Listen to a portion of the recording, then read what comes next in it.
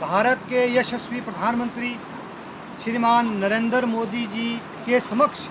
पूरे भारतवर्ष के 25 लाख शिक्षकों की ओर से एक फरियाद है, एक प्रार्थना है, एक हाथ जोड़ करके अपील है।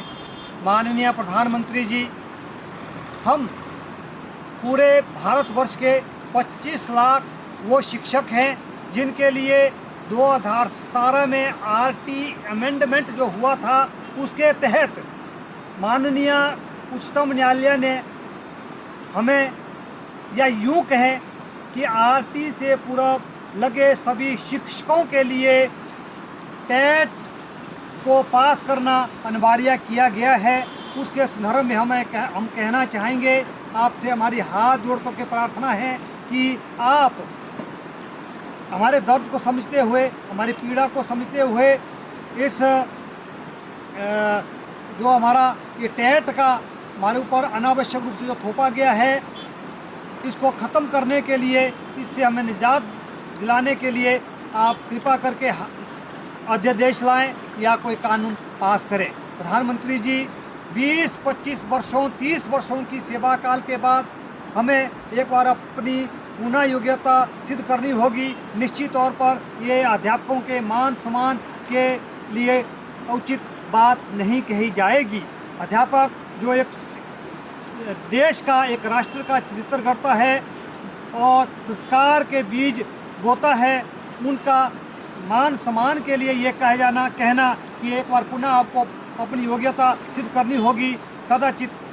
यह उनके मान सम्मान के लिए, हमारे मान सम्मान के लिए एक अच्छी बात नहीं होगी, न्यायोचित बात नहीं है। 25 से 30 वर्षों का हमारे पास अध्ययन अध्यापन का अनुभव है और उम्र के इस पड़ाव पर जब अध्यापक 54 वर्ष, 55 वर्ष, 56 वर्ष, 57 वर्ष का हो गया है और इस नाजुक दौर में जब एक इंसान को सामाजिक सुरक्षा की भी अधिक आवश्यकता होती है और इस वक्त ये कहना कि आपको अपनी योग्यता पुनः सिद्ध करनी होगी, तो ये हमारे मान सम्मान के लिए एक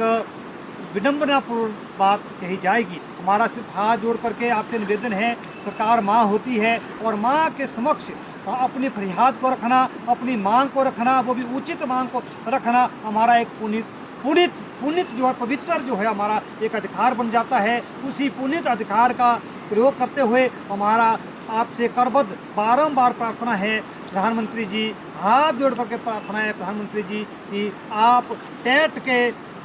का जो ये आदेश पारित हुआ है, इसको समाप्त करने के लिए अध्यादेश लाएं या कोई कानून पास करें। हम सदा सदैव आपके आभारी रहेंगे। यह न सिर्फ अध्यापकों के मान सम्मान से जुड़ा हुआ मुद्दा है, ना इससे अध्यापकों का भला होने वाला है प्रधानमंत्री जी, और ना ही ननिहालों का जो नन्हे मुन्ने भगवान स्वरूप बच्चे हमारे पास पढ़ते हैं, ना उनका भला होने वाला है। अगर अध्यापक को ये कहा जाए कि आपको अपनी जॉब सिक्योर करनी है, अपनी नौकरी को आपने सुरक्षित करना है, तो निश्चित तौर पर जो है यह उनके अध्यापन के क्षेत्र में गिरावट आना स्वाभाविक है, प्राकृतिक है, क्योंकि उसका मन तो वहाँ लगा रहेगा, टेट के पास करने के लिए वो उसमें भागा दौड़ा रहेगा। तो ये सारी बातें हमने आपके समक्ष हुए पूरे विनय भाव से, पूरे आदर भाव से, पूरे समान भाव से 25 लाख शिक्षकों की ओर से रखी है और हम आपसे बिल्कुल आशान्वित है, हमें पूर्ण आशा है कि आप हमारे इस भावना को जरूर समझेंगे और अध्यादेश ला करके या कानून पास करके हमारे इस समस्या का आप निराकरण अवश्य करेंगे। एक बार पुनः आपको हमारी ओर से नमन, आपका बहुत बहुत अभिनंदन और अंत में भारत माता की जय, वंदे मातरम, जय हिंद, जय हिंद, जय हिंद, नमस्कार।